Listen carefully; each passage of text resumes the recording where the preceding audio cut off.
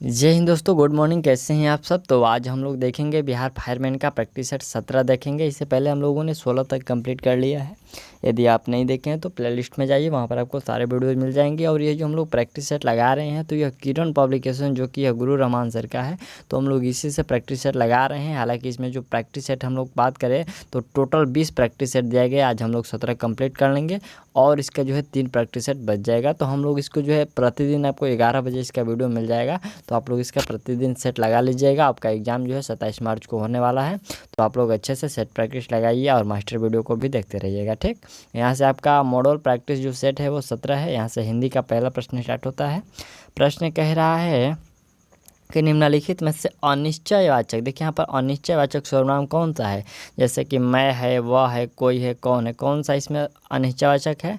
तो आपका right answer होगा जो कोई शब्द है यह अनिश्चयवाचक सर्वनाम है। ठीक, चलिए अनिश्चयवाचक सर्वनाम की हम लोग बात करते हैं। तो देखिए अनिश्चयवाचक सर्वनाम का परिभाषा होता है कि जिस सर्वनाम से किसी निश्चित वस्तु का बोध ना होकर उसे अनिश्चयवाचक सर्वनाम कहते हैं। जैसे कि कोई, कुछ, ये सभी अनिश्चयवाचक सर्वनाम का उदाहरण है। देखिए उदाहरण की हम लोग बात करें इसका एग्जाम्पल में, तो ऐसा ना हो कि ऐसा ना हो कि कोई आ जाए, यहाँ पर कोई शब्द का प्रयोग हुआ तो यह क्या है कि अनिश्चयवाचक सर्वनाम है। ठीक, चलिए दूसरा प्रश्न हम लोग का है कि अधिष्ठता। अधिष्ठता का सही संधि विच्छेद क्या होगा। ठीक, आपको 4 ऑप्शन दिए गए हैं, आप लोग राइट आंसर लगाइएगा। और अधिष्ठता का जो सही संधि विच्छेद होता है वह होता है अधि प्लस अस्थता। क्या होता है? अधि प्लस अस्थता, जो कि ऑप्शन सी वाला जो है आपका करेक्ट है। ठीक, चलिए यहाँ से आपका 3 जो शब्द देखिए, 3 नंबर प्रश्न है कि निम्नलिखित में से कौन सा कथन असत्य है। देखिए इसमें से असत्य कथन को आपको चुनना है। तो 4 ऑप्शन दिए गए, देख लीजिएगा और यहाँ से आप लोग पहले पढ़ लीजिए। और इसमें असत्य कथन है कि किसी पद का अर्थ प्रकट करने के लिए योजक चिन्ह लगाया जाता है। ठीक, यह कथन गलत है। क्या होता है कि योजक चिन्ह का जो प्रयोग है पाठक के भाव बोध को सरल सुबोध बनाने के लिए विराम चिन्ह को, यहाँ पर विराम चिन्ह का प्रयोग किया जाता है। तो आप लोग ऑप्शन ये गलत है, ये ऑप्शन ए कर लीजिएगा। चलिए यहाँ से चौथा प्रश्न है कि वाक्यांश के लिए एक शब्द दीजिए। जैसे कि जो पहले पढ़ा ना हो, जो पहले पढ़ा ना हो उसके लिए एक शब्द क्या कह सकते हैं। तो उसके लिए एक शब्द हो सकता है अपठित हो सकता है। क्या हो सकता है? अपठित। ऑप्शन आप लोग डी कर लीजिए। चलिए पांचवा प्रश्न हम लोग का कि पर्यायवाची शब्द लिखा है। यहाँ पर अहंकार का पर्यायवाची शब्द क्या होता है। तो अहंकार का पर्यायवाची होता है घमंड। ऑप्शन आपका 3 जो है करेक्ट है। चलिए अगला यहाँ से विलोम शब्द है आपको कि उपाय का विलोम क्या होगा।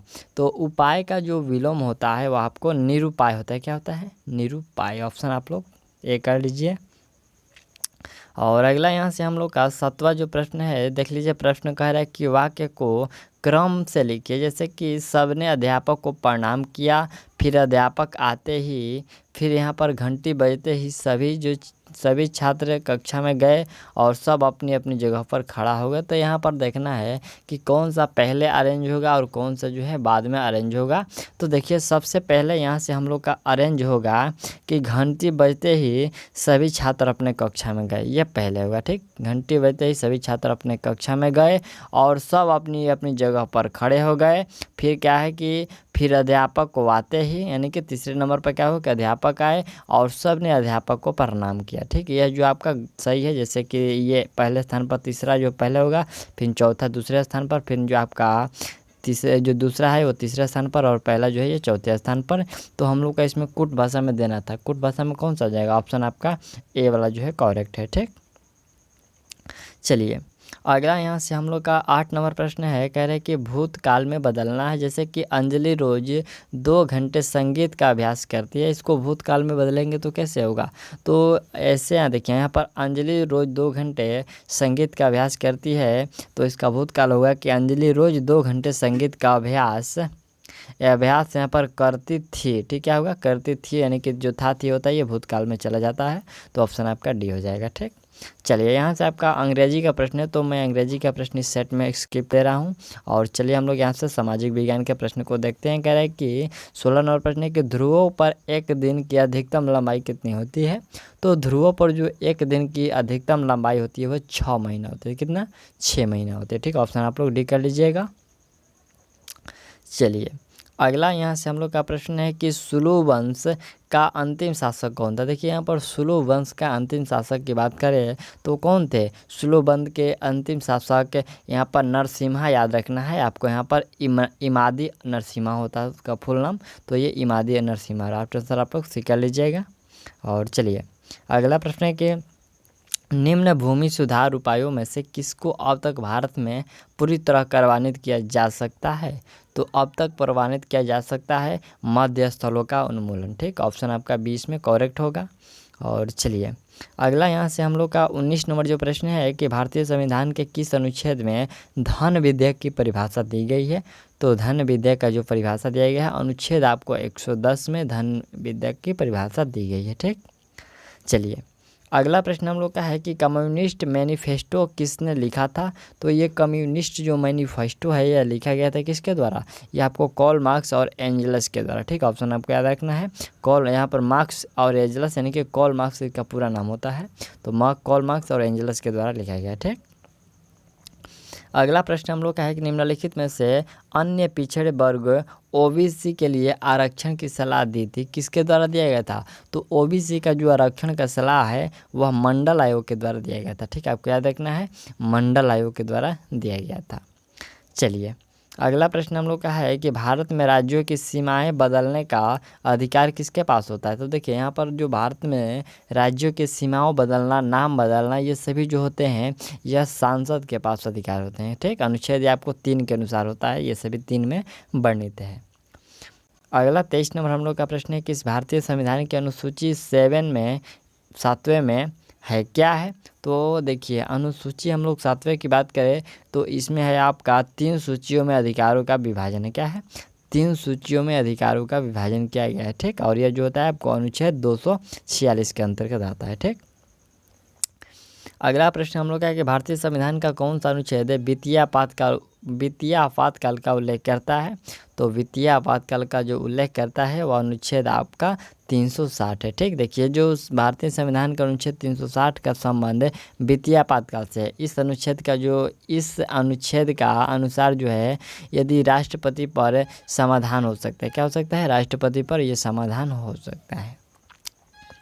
चलिए अगला प्रश्न हम लोग का है कि भारत के उच्चतम न्यायालय के न्यायाधीशों के लिए अधिवर्षिता का अधिकतम आयु क्या होना चाहिए। देखिए यहाँ पर उच्चतम न्यायालय के न्यायाधीशों की जो अधिकतम आयु होनी चाहिए वह अधिकतम आयु आपको 65 वर्ष होनी चाहिए। ठीक, चलिए अगला यहाँ से हम लोग का प्रश्न है कि निम्न में कौन सा उत्तर वैदिक युग का एक पहलू नहीं था। तो उत्तर वैदिक युग का एक पहलू इसमें से नहीं था, वह आपका राइट आंसर हो जाएगा साधारण और गैर आधुनिष्ठिक, यहाँ पर अनुष्ठानिक उपासना। ठीक, यहाँ पर देख लीजिए ऑप्शन सी वाला है, थोड़ा सा ऊपर कर लेते हैं। कह रहे कि साधारण गैर अनुष्ठानिक उपासना नहीं था। ठीक, ऑप्शन आप लोग डी कर लीजिएगा। और अगला यहाँ से प्रश्न हम लोग का है भारत का सबसे लंबा नदी डेल्टा प्रदेश है कौन सा। तो सबसे यहाँ पर लंबा जो सबसे नदी डेल्टा जो प्रदेश है वह प्रदेश आपका यहाँ से गंगा हो जाएगा। ठीक, चलिए नेक्स्ट प्रश्न हम लोग देखते हैं 28 नंबर के निम्न में से किसका निर्माण फिरोज शाह तुगलक ने नहीं किया। देखिए यहाँ पर फिरोज शाह तुगलक के द्वारा किसका जो निर्माण है नहीं किया गया था। तो देखिए यहाँ पर तुगलकाबाद जो कि दिल्ली का है, तो यह इसका निर्माण जो है नहीं किया गया था। हालांकि देखिए तुगलक वंश के संस्थापक जो गयासुद्दीन तुगलक ने 1321 में, आपको याद रखना है 1321 में जो है तुगलकाबाद को निर्माण किया, और इसका निर्माण जो है मंगोल आक्रमणों के आकांक्षा के कारण किया गया था। यहाँ पर मंगोल के आक्रमणों के जो है आकांक्षा के कारण किया गया था। और तुगलकाबाद जो कि दिल्ली के तीसरे शहर के रूप में जाना जाता था, लेकिन आज जो है एक आपको खंडर में तब्दील हो गया है। ठीक, चलिए अगला प्रश्न हम लोग का कि निम्नलिखित में से किसने अंग्रेजों को भारत में अपनी फैक्ट्री स्थापित करने की अनुमति दी थी। तो अनुमति जो दिया गया था वह आपको जहांगीर के द्वारा दिया गया था। ठीक, कब दिया गया था। तो देखिए यहाँ पर सबसे पहले 1608 ईस्वी में। ठीक, यहाँ पर प्रथम बार 1608 में जो है कैप्टन विलियम हॉकिंस को अपना राजदूत के रूप में मुगल सम्राट जहांगीर ने दरबार में भेजा था। ठीक, चलिए अगला प्रश्न हम लोग का है कि बंगाल में भूमि का अस्थायी बंदोबस्त किसने शुरू किया। देखिए बंगाल में जो भूमि का अस्थायी बंदोबस्त शुरू किया गया था वो लॉर्ड कॉर्नवालिस के द्वारा शुरू किया गया था। ऑप्शन आपका डी जो है करेक्ट है। और चलिए अगला यहाँ से हम लोग का प्रश्न है कि निम्न में किस प्रदेश को विश्व का अन्न भंडार कहते हैं। देखिए विश्व का अन्न भंडार कहा जाता है यहाँ पर शीतोष्ण घास स्थल को, ठीक। अन्न भंडार भी शीतोष्ण घास स्थल को कहते हैं। राइट आंसर आप लोग एक कर लीजिएगा।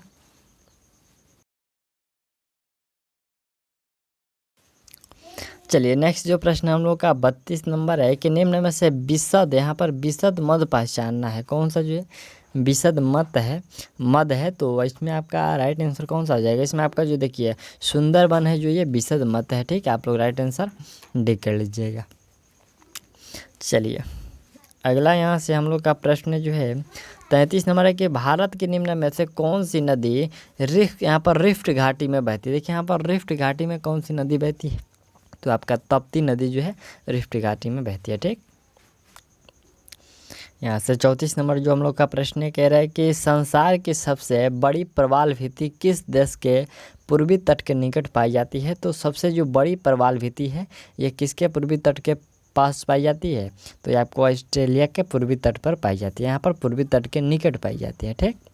चलिए अगला प्रश्न हम लोग का है कि ध्रुव प्रदेश में चलने वाली तेज, यहाँ पर तेज शीतल बर्फीली पवन कहलाती है। क्या कहलाती है तो देखिए जो ध्रुव प्रदेश में चलने वाली तेज बर्फीली हवाएं हैं उस हवाओं को यहाँ पर बर्फानी तूफान कहते हैं। क्या कहते हैं बर्फानी तूफान।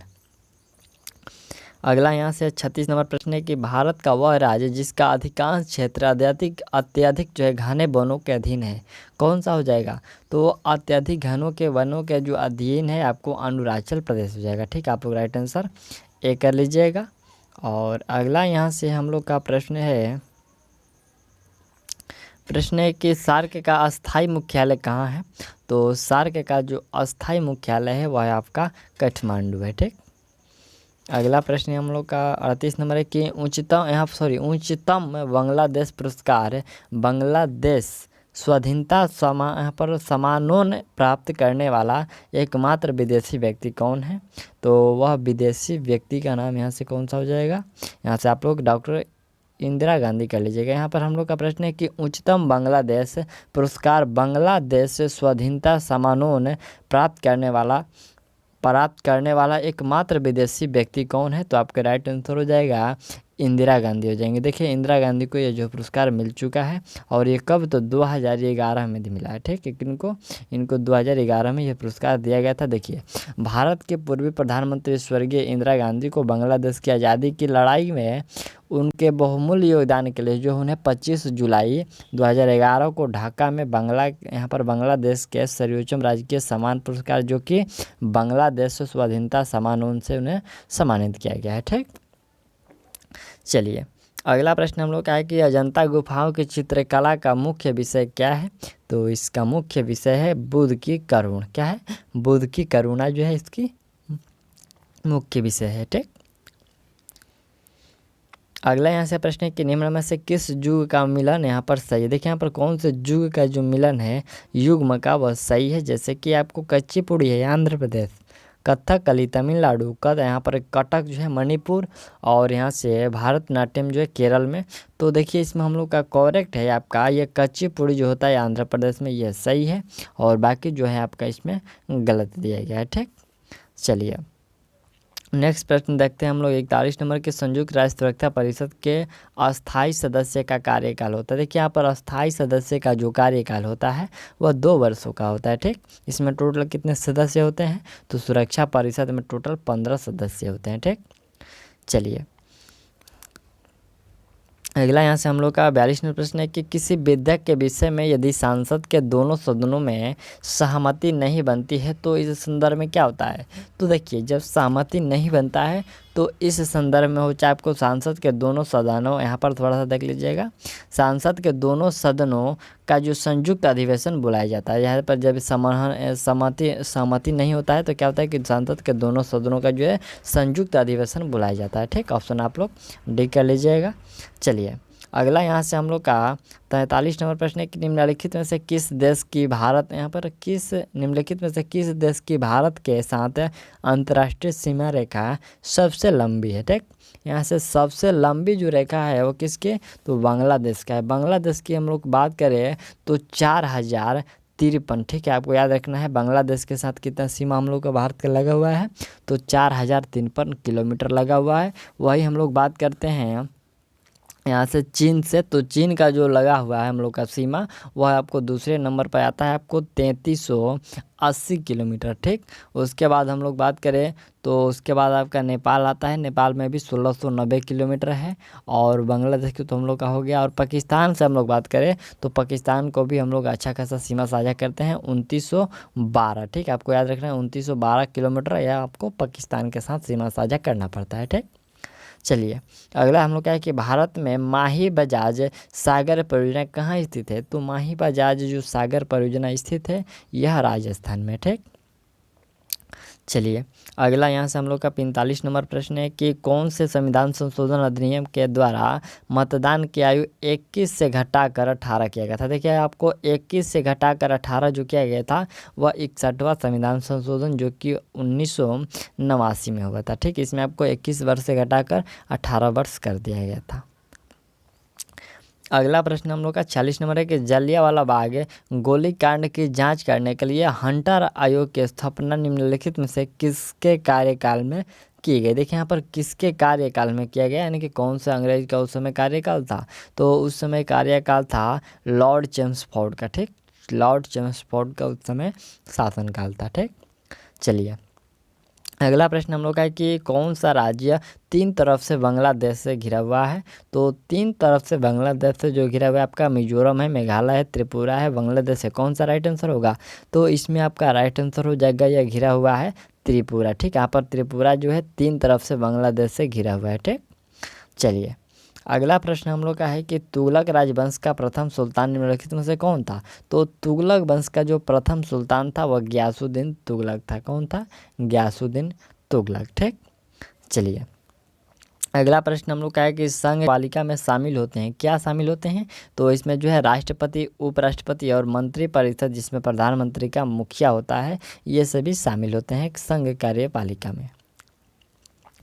अगला प्रश्न है कि मिजोरम की राजधानी कौन सी है, तो मिजोरम का राजधानी आइजोल है। ठीक, आपको याद रखना है मिजोरम का राजधानी आइजोल है। और शिलोंग जो होता है ये किसका राजधानी है, तो ये मेघालय का है। और कोहिमा किसका राजधानी है, ये नागालैंड का है। और इम्फाल जो होता है ये मणिपुर का होता है। ठीक, चलिए अगला प्रश्न हम लोग क्या है कि गोलार्ध के किस समुदाय में भारत स्थित है, तो गोलार्ध के जो समुदाय में भारत स्थित है वह उत्तरी एवं पूर्वी गोलार्ध में भारत स्थित है। ठीक, चलिए अगला प्रश्न हम लोग का यहाँ से 52 नंबर जो प्रश्न है कह रहा है कि मुख्यमंत्री किनके बीच मुख्य संपर्क जोड़ते हैं। देखिए यहाँ पर मुख्यमंत्री किनके बीच जो है मुख्य संपर्क जोड़ते हैं, तो यह संपर्क जो है राज्यपाल और मंत्रिपरिषद के बीच जोड़ते हैं। ठीक, ऑप्शन आपका ए जो है करेक्ट है। और नेक्स्ट प्रश्न देख लीजिए, प्रश्न है कि एक व्यक्ति के अंतर्राष्ट्रीय तिथि रेखा पार करने यहाँ पर पार करके जाने पर एक दिन जोड़ा जाता है। देखिए यहाँ से है कि एक व्यक्ति के अंतर्राष्ट्रीय तिथि रेखा पार करके जाने पर एक दिन जोड़ा जाता है। कैसे जोड़ा जाता है, तो वह एक दिन जो जोड़ा जाता है आपको पूरब से पश्चिम जोड़ा जाता है। ठीक, कैसे, पूरब से पश्चिम जोड़ा जाता है। ऑप्शन आप लोग बी करेक्ट कर लीजिएगा। और अगला प्रश्न यहाँ से हम लोग का है, नेक्स्ट प्रश्न हम लोग का 54 नंबर है कि किस भारतीय ने पहली, यहाँ पर देखिए पहली एकल एयर फ्लाइट की, तो यह किया गया था JRD टाटा के द्वारा। ठीक, ऑप्शन आप लोग सी कर लीजिएगा। और अगला प्रश्न हम लोग का है कि मकई की उत्कृष्ट नस्ल है कौन सी, तो मकई का जो उत्कृष्ट नस्ल है वो आपको रंजीत है। कौन सा, रंजीत। ऑप्शन आप लोग भी कर लीजिएगा। और अगला प्रश्न हम लोग का है कि बिहार रिसर्च सोसाइटी की स्थापना कब हुई थी, तो बिहार जो रिसर्च सोसाइटी की स्थापना हुआ था यह 1915 में किया गया था। ठीक, चलिए अगला प्रश्न है कि पटना संग्रहालय की स्थापना कब हुई, तो पटना संग्रहालय की स्थापना 1917 में किया गया था। और नेक्स्ट जो प्रश्न यहाँ से हम लोग का है कि बिहार राज्य में उग्रवाद का मुख्य केंद्र क्या था। देखिए यहाँ पर उग्रवाद का मुख्य केंद्र क्या था, तो भोजपुर जिला, गया जिला और जहानाबाद, ये जो तीनों जिला था ये उग्रवाद का मुख्य केंद्र था। ठीक, उपयुक्त उनसे सभी हो जाएगा। अगला प्रश्न हम लोग क्या है कि बिहार में श्रम संघ आंदोलन के प्रमुख नेता कौन थे, तो बिहार में ये स्पेशल बिहार से पूछा जा रहा है। तो यहाँ पर देखिए ये श्रम संघ आंदोलन के प्रमुख नेता अब्दुल बारी SN यहाँ पर हलधर और B चक्रवर्ती यानी कि उपयुक्त में से ये सभी जो थे श्रम संघ आंदोलन के नेता थे। ठीक, अगला प्रश्न है कि फल अनुसंधान संस्थान कहाँ स्थित है। तो ये फल अनुसंधान जो संस्थान है सबौर जो कि भागलपुर में ये स्थित है। ठीक, चलिए यहाँ से हम लोग 60 नंबर तक कंप्लीट कर लिए और यहाँ से 61 नंबर जो प्रश्न है यहाँ से हम लोग का सामान्य विज्ञान से प्रश्न स्टार्ट होता है। कह रहे हैं कि 2 सेंटीमीटर त्रिज्या के धातु के गोले को पानी में पूर्णतः डुबोया जाता है तो उस पर लगने वाला उत्प्लावकता बल जिसको उत्प्लावन बल कहते हैं, यहाँ पर उस बल का मान कितना होगा। तो उस बल का जो मान होगा वह कितना होगा, वह होगा आपका 0.335 न्यूटन होगा। ठीक है, ऑप्शन आप लोग ए कर लीजिएगा। और अगला यहाँ से हम लोग का प्रश्न है कि एक ट्यूनिंग फॉर्क है, यहाँ पर ट्यूनिंग फॉर्क जिसकी आवृत्ति 256 हर्ट्ज है और 1.35 मीटर का तरंग दैर्घ्य उत्पन्न करता है तो हवा में ध्वनि की गति, यहाँ पर हवा में ध्वनि का गति कितना होगा। तो आपका राइट आंसर होगा 340 मीटर प्रति सेकेंड हो जाएगा। ठीक, चलिए अगला यहाँ से हम लोग का प्रश्न है कि निम्न ग्राफ में V1 का संबंध दर्शाया गया है। यदि प्रतिरोध बिंदुओं ABC पर ज्ञात किया जाए तो पाया जाता है कि क्या। तो पहले इसको ग्राफ देख लीजिए और इस पर क्या पाया जाता है। यहाँ से आपका V है, फिर यहाँ से आपका I और ABC है। तो इस ग्राफ में क्या दर्शाया गया है, तो इस ग्राफ में आपका दर्शाया गया है कि B का प्रतिरोध A के प्रतिरोध से कम है। ठीक, यहाँ पर देख लीजिए। यहाँ से 64 नंबर प्रश्न है कि 50 किलोग्राम की एक वस्तु का चाल समय ग्राफ दर्शाया गया है।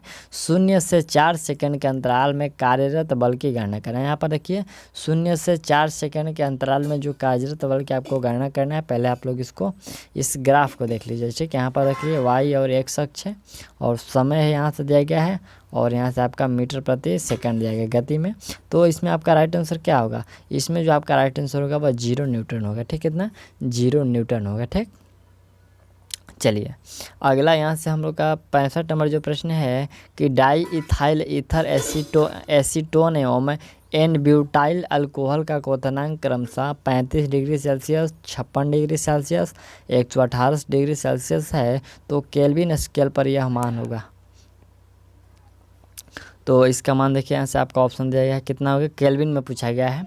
तो आपका राइट आंसर होगा 308 केल्विन, 329 केल्विन और 391 केल्विन। ऑप्शन आपका सी जो है इसमें करेक्ट है। ठीक, चलिए अगला यहाँ से हम लोग का 66 नंबर प्रश्न है कि सिल्वर नाइट्रेट की किसकी मात्रा है। यहाँ पर सिल्वर नाइट्रेट के कितनी मात्रा 5.85 ग्राम सोडियम क्लोराइड के प्रतिक्रिया कर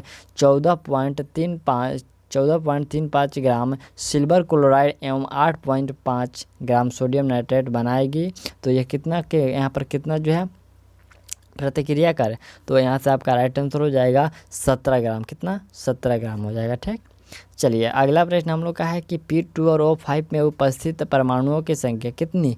तो इसमें उपस्थित परमाणुओं की संख्या 7 है। ठीक, चलिए अगला यहाँ से हम लोग का प्रश्न है कि निम्न समीकरण में अवकारक, देखिए यहाँ पर अवकारक का जो है वो कौन सा, इस समीकरण में कौन जो है अवकारक का काम कर रहा है।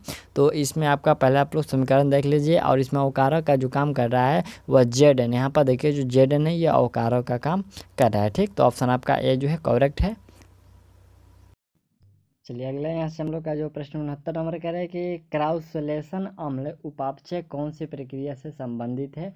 तो ये क्राउसुलेशन जो अम्ल है ये आपको उपापचय प्रक्रिया से जो संबंधित होता है, ये कार्बन स्थिरीकरण प्रक्रिया से संबंधित होता है। ठीक, चलिए अगला हम लोग का 70 नंबर प्रश्न है कि उपकर्ण ग्रंथि का कार्य है। उपकर्ण ग्रंथि का कार्य क्या है। तो इसका मुख्य कार्य होता है यहाँ पर सलाइवा स्त्रावित करना। ठीक, यहाँ पर क्या करता है कि जो उपकर्ण ग्रंथि होता है सलाइवा स्त्रावित करता है। ऑप्शन बी कर लीजिएगा। और नेक्स्ट प्रश्न यहाँ से हम लोग का है कि निम्नलिखित में से कौन सी घटना थी, पहले कौन सी घटना घटी हुई थी। तो इसमें आपका राइट आंसर हो जाएगा ये जो मैक्स प्लांक ने क्वांटम सिद्धांत का प्रतिपादन किया था, ये सबसे पहले किया गया था। ठीक, चलिए अगला हम लोग का प्रश्न 72 नंबर है कि दूरदर्शन जो कि टीवी के ध्वनि संकेत होते हैं ये कैसे होते हैं।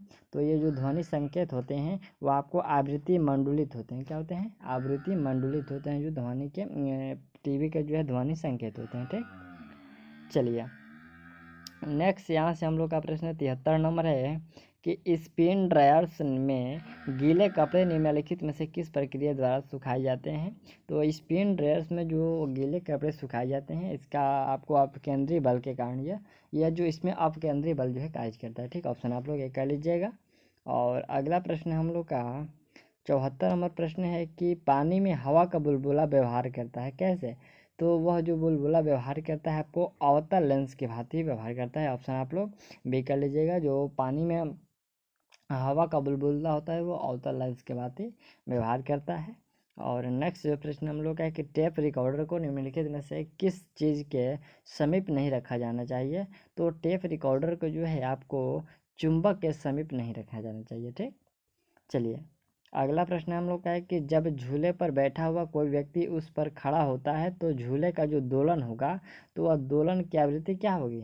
तो उस दोलन का जो आवृत्ति होगा वो बढ़ जाएगा। ठीक, जब यदि झूले पर खड़ा होंगे तो झूले का जो दोलन काल आवृत्ति होगा वो बढ़ जाएगा। ठीक, चलिए अगला हम लोग का 77 नंबर प्रश्न है कि रात में तथा कुहासे और कोहरे में फोटोग्राफी करना निम्नलिखित में से किसका प्रयोग करते हुए संभव है। तो यह जो संभव होता है आपको अवरक्त विकिरण का जो है ये प्रयोग करते हुए इसका जो फोटोग्राफी करना संभव है। ठीक, ऑप्शन आप लोग भी कर लीजिएगा। और नेक्स्ट प्रश्न हम लोग का है कि फोटोग्राफिक फिल्म पर सुग्राही प्रयास, यहाँ पर देखिए सुग्राही प्रयास तैयार करने में निम्नलिखित में से किस हाइलाइट का प्रयोग किया जाता है। यहाँ पर देखिए किस हाइलाइट का जो है प्रयोग किया जाता है। तो इसमें जो प्रयोग किया जाता है सिल्वर ब्रोमाइड का प्रयोग किया जाता है। ठीक, चलिए अगला प्रश्न हम लोग का है कि व्हेल मछली को स्तनधारी वर्ग में रखने के कारण है, क्या कारण है। तो व्हेल मछली को स्तनधारी वर्ग में रखने का कारण है कि ये बच्चा देती है। ठीक है, बच्चा देने के कारण ही उसे स्तनधारी वर्ग में रखा गया है। और अगला प्रश्न हम लोग का 80 नंबर है। यह प्रश्न देख लीजिए। प्रश्न है कि एक शिकारी एक पेड़ की शाखा पर बैठे एक बंदर को, यहाँ पर बंदर की भौहों के पीछे एक बिंदु पर अपनी बंदूक का निशाना साधता है। जैसे भी गोली दागता है बंदर नीचे कूद जाता है। तो गोली जो होगा क्या होगा। ये प्रश्न पिछले भी सेट में आपसे पूछा गया है। तो ये गोली क्या होगा, ये जो गोली होगा वह जो है बंदर पर लक्ष्य किए गए बिंदु के ऊपर आघात होगा, यानी कि वो ऊपर जो है बंदर के ऊपर लगेगा। ठीक, ऑप्शन आप लोग बंदर पर जो लक्ष्य किया गया था तो उसके ऊपर लगेगा। ठीक, चलिए अगला हम लोग का प्रश्न है कि बीटा उत्सर्जन से 35 और एक्स 88 के रेडियो एक्टिव क्षय में एक अस्थायी न्यूक्लियस प्राप्त होता है। तो यहाँ पर देखिए स्वमेव एक न्यूट्रॉन उत्सर्जित करता है। अंतिम उत्पाद क्या होगा, इसमें पूछा गया कि अंतिम उत्पाद क्या होगा। तो इसका अंतिम उत्पाद देख लीजिए होगा यहाँ पर 36W87। ठीक, ऑप्शन आप लोग डी कर लीजिएगा। ठीक, चलिए अगला 82 नंबर हम लोग है कि निम्नलिखित में से किस जंतु में तंत्रिका तंत्र नहीं होता है। तो तंत्रिका तंत्र अमीबा में नहीं होता है। ठीक, अगला प्रश्न है कि जब गर्म पानी को तप्त गिलास के ऊपर यहाँ पर छिड़का जाता है तो वह टूट जाता है, इसका कारण क्या होता है। तो इसका कारण जो होता है कि अचानक ही गिलास संकुचित हो जाता है। क्या होता है, अचानक जो गिलास होता है वो संकुचित हो जाता है, इसलिए वो टूट जाता है। ठीक, चलिए नेक्स्ट प्रश्न हम लोग का है कि उत्प्रेरक की उपस्थिति में यह हाइड्रोजन के साथ नाइट्रोजन की अभिक्रिया द्वारा अमोनिया बनाने का एक यौगिक प्रक्रम है। कौन सा यौगिक प्रक्रम है। तो वह जो है आपका हाइबर प्रक्रम है। हाइबर विधि जो है आपको हाइड्रोजन के साथ नाइट्रोजन की अभिक्रिया द्वारा अमोनिया बनाने की विधि है। ठीक, चलिए अगला प्रश्न है कि एटीपी का निर्माण कहाँ होता है। तो एटीपी का निर्माण जो है माइटोकॉन्ड्रिया में होता है। ठीक, चलिए अगला प्रश्न है कि प्रकाश की गति न्यूनतम होगी जब यह गुजरता है। देखिए प्रकाश का गति न्यूनतम होगी जब वह कहाँ से गुजरेगा। तो जब वह निर्वात से गुजरेगा तो जो प्रकाश की गति होगी वो न्यूनतम होगी। ठीक, चलिए नेक्स्ट यहाँ से हम लोग का 87 नंबर प्रश्न है कि K2 Cr2 और OH में क्रोमियम का ऑक्सीकरण नंबर क्या है, यानी कि क्रोमियम का ऑक्सीकरण संख्या क्या है। तो इसमें ऑक्सीकरण संख्या +6 है। कितना, क्रोमियम का जो ऑक्सीकरण संख्या है वो +6 है। और नेक्स्ट प्रश्न देख लीजिए कि कंप्यूटर पर आरोपित ज़्यादातर त्रुटियां किस कारण होती हैं। तो कंप्यूटर पर जो ज़्यादा आरोपित त्रुटियां होती है यह होता है आपको डेटा प्रविष्टि में त्रुटि के कारण। ठीक, डेटा प्रविष्टि में जो है त्रुटि के कारण होती है। और 89 नंबर हम लोग का प्रश्न है कि ईंट के बने भवनों की तुलना में कच्ची मिट्टी के मकान ग्रीष्म में ठंडे और शीतकाल में अधिक गर्म होने का कारण क्या है? तो इसका जो मुख्य कारण होता है यह है आपका जल वाष्पन में गर्मियों में ठंडक और छिद्रों में जो है आने वाली धूप के कारण सर्दियों में गर्म हो जाती है। देखिए यहाँ पर प्रश्न है कि जो मिट्टी का जो घर होता है वह ईंट के घर की अपेक्षा गर्मी में वो ठंडा क्यों रहता है, यही प्रश्न है।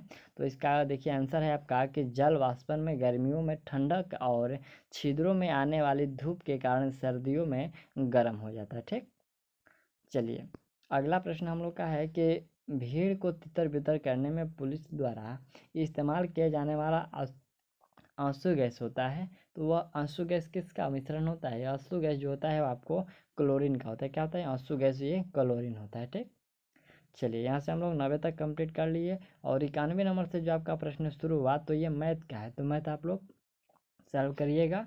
और इसका देखिए यहाँ पर 91 नंबर का आप लोग प्रश्न देख लीजिए, आपको प्रश्न जो है स्पष्ट रूप से दिख रहे हैं। तो 91 का यहाँ से आप लोग का राइट आंसर होगा 8.1 लीटर। ठीक, ऑप्शन आपका 3 जो है करेक्ट है।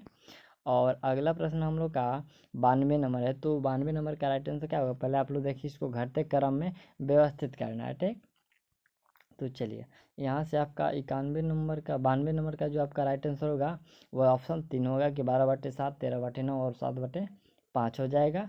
और अगला 93 नंबर है। तो 93 नंबर का राइट आंसर आपको यहाँ से 45 होगा। ठीक, चलिए 94 नंबर प्रश्न हम लोग का है। तो 94 का राइट आंसर आपको बी हो जाएगा 4957। और 95 नंबर हम लोग का है यहाँ पर 2867 और 5002 के महत्तम समपूर्णक ज्ञात करना है, यानी कि पता करना है। तो इसका राइट आंसर कितना होगा? यहाँ से आपका 61 हो जाएगा। ठीक, चलिए अगला यहाँ से आपका यहाँ पर पूछा गया है यह वस्तु को किस मूल्य पर बेचना चाहिए? तो वस्तु को जो आपको 52 रुपये पर बेचना चाहिए। ठीक, चलिए अगला प्रश्न हम लोग का 97 नंबर है। तो 97 नंबर का राइट आंसर क्या होगा? राइट आंसर आपका 500/√3 मीटर होगा। ठीक, चलिए अगला प्रश्न हम लोग का 98 नंबर है। तो 98 का राइट आंसर आप लोग क्या कर लीजिएगा? यहाँ से बी कर लीजिएगा -1/2। और 99 नंबर जो हम लोग का प्रश्न है 99 नंबर का प्रश्न देख लीजिए, यहाँ पर यह है। और यहाँ पर हम लोग का ऑप्शन इधर दिया गया है। ऑप्शन कहाँ पर है? ऑप्शन देखिए यहाँ पर यहाँ है। तो 99 नंबर का आप लोग का राइट आंसर यहाँ से 0.08 हो जाएगा। और यहाँ से 100 नंबर प्रश्न देख लीजिए। 100 नंबर में आपको कह रहे हैं कि यदि अल्फ़ा और बीटा समीकरण x² -2x -3 है और इसके इक्वल में 0 है तो मूल तो यहाँ पर alpha square plus beta square के मूल का आपको पता लगाना है, क्या होगा? तो इसका मूल यहाँ पर 10 होगा। ठीक, ऑप्शन आप लोग एक कर लीजिएगा। तो ये हम लोग का जो प्रैक्टिस सेट था वो 17 था आपका किरण बुक का, तो हम लोग कंप्लीट कर लिए। और इसमें हम लोग का 3 सेट बचा हुआ है, तो हम लोग इसको भी बहुत जल्द कंप्लीट कर लेंगे। और चलिए हम लोग मिलते हैं अगले वीडियो में। और आप लोग कमेंट कर दीजिए कि इसमें कितना प्रश्न आपको सही कर पाए हैं। ठीक, तो चलिए मिलते हैं अगले वीडियो में, और तब तक के लिए थैंक्स ऑल दी बेस्ट। ठीक।